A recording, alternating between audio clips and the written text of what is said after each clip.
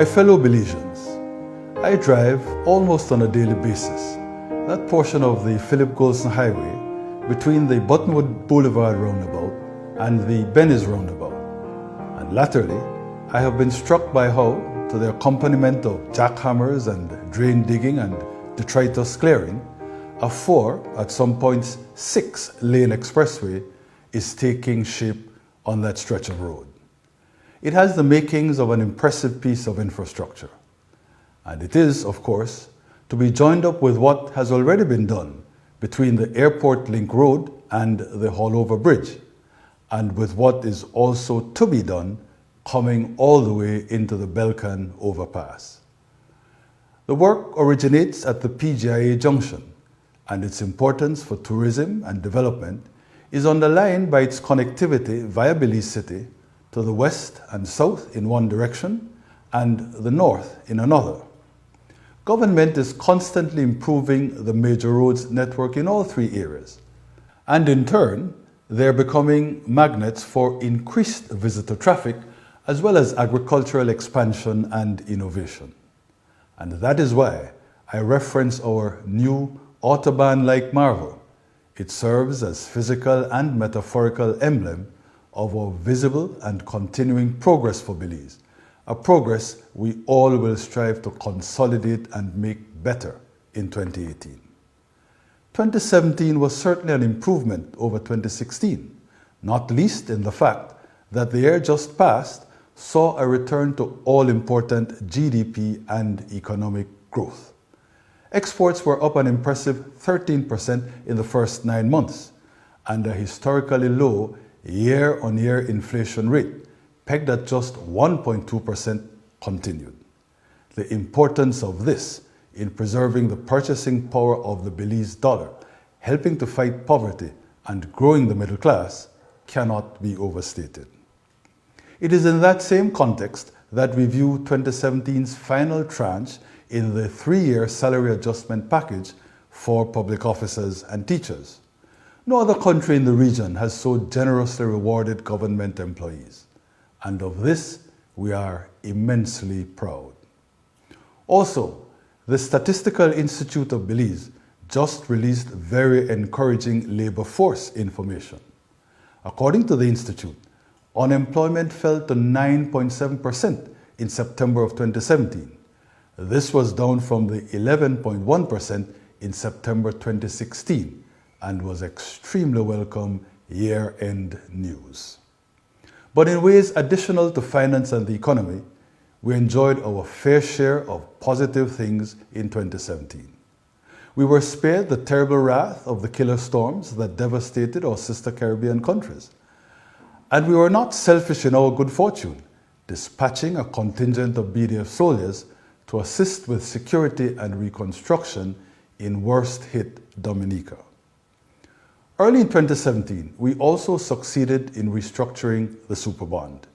We thereby escaped the threatened draining of our recurrent revenues and foreign reserves, and the imminent strangulation of our ability to service our people and economy.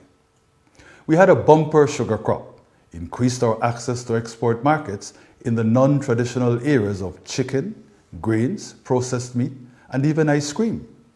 And tourism continued its magnificent star turn as the highest flyer of all. Indeed, as at the end of November 2017, overnight tourism had increased by 9.5% over the same period for 2016, and cruise calls went up by 3.7%, netting both an overall increase and, for the 2nd year running, topping the 1 million visitor mark. Physical infrastructure, creating jobs and raising standards of living, is a well-established hallmark of this administration. And 2017 saw the drive continue. In Belize City, the Civic Center is now a proud accomplishment, and climate-resilient reconstruction of that all-important Farbers Road link from the George Price Highway to the Belize City Port is in full swing. In the south, a contract has been awarded for the resurfacing of the Placencia main artery from the airstrip to the point, and the Hopkins Main Street is being upgraded for $2.6 million. 500 households and 13 banana farms in 27 communities in southern Belize were connected to the national power grid and now have access to safe and reliable electricity.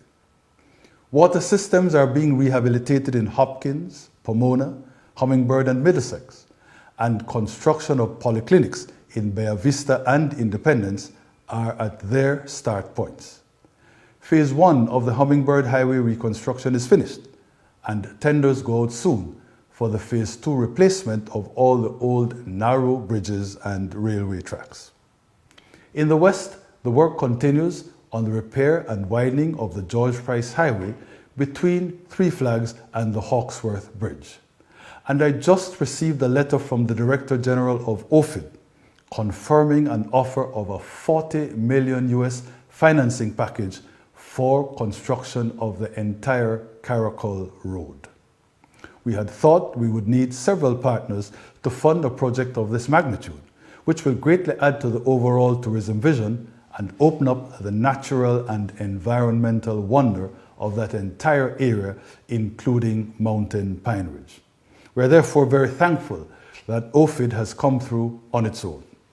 And we think the private sector will be especially excited at the potential now for attracting tens of millions of dollars in new investments for the construction and development of lodges, villas, and properties in a section of the country currently still largely untapped. There are, of course, also positive security implications for this Caracol Road project. In the north, the building of the Coruscant wholesale market is underway, and so is the expansion of the Orange Walk Town Farmers Market. New classrooms have also been gifted to Trial Farm and San Jose in Orange Walk and San Pedro in Coruscant, all of which is complemented by the thousands of students benefiting from government's scholarship and tuition assistance programs. Also in the north, we're going to redo the entire length of the Philip Golson Highway from about Sand Hill all the way to the Santa Elena border. Countrywide, we are reaching out rurally with the replenishments to the Social Investment Fund and the Basic Needs Trust Fund, which we have procured. From those funds, Orange Walk Technical High School will be renovated and rural water systems will be upgraded in a far-flung grid of improvement, stretching from Bullet Tree, Cristo Rey, and Georgeville in the west, to Silkgrass and Quiquehute in the south, and Consejo and Libertad in the north. Now clearly, physical infrastructure is a primary option for this government. But another form of infrastructure is becoming of critical importance, and that is technology infrastructure. We have now embraced technology as a foundation tool with which to deploy greater governance efficiency and transparency. Accordingly, 75% of government ministries are now interconnected via our secure network. As well, public officers are being provided with the resources to improve collaboration and productivity. Also, we are investing in special software to overhaul the management of Belize's identity system. A new platform will improve the integrity and speed of delivery of official documents, such as birth certificates, passports, and voter IDs. In fact, fraud will be next to impossible with the authentication process we will now be pioneering. Of course, 2018, just like 2017 or any other year, will not be only sweetness and light. In fact, the November CCJ judgment arising out of that murkiest, most opaque, and most malevolent of conspiracies that birthed the UHS millstone will follow us into the new year. Since the matter will be going to Parliament on January the 5th, I will not say too much here. But we, Belize, this nation, must come out of this with honor, with dignity. And so we can't do that if we were simply to fold, to place our tails between our legs, without account or even explanation from those who perpetrated this most monstrous of backstabs. But the spirit which will not allow this to happen is the same spirit that will see off any other challenge to our country. So we go into 2018 with loins girded up, with the confidence that comes from knowing that we overcame in 2017, with the enthusiasm that accompanies the plenitude of projects unfurling even now, the under-construction Wyndham Hotel in Northern Burgess, the coming Belize City Hilton Hotel on the foreshore site of the old Bellevue, the second international airport, the national broadband plan, the recovery of shrimping and its expansion from south to north with new ponds in Libertad, the injection of additional foreign capital in citrus, the banana recovery that is in part keyed by new investment from Sumitomo Fifes, including the purchase of the old Sorensen receivership farms and financing the Big Creek Port dredging expansion so the fruit can be loaded directly from shore to ship.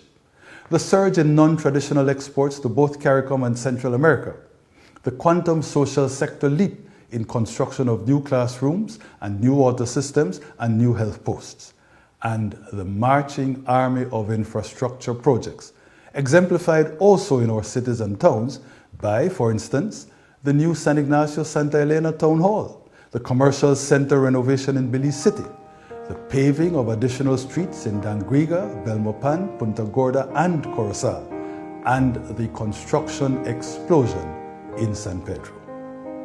Armed with all this, lifted by all this, we greet Monday's dawning with strong voice and full cry. Happy New Year and God bless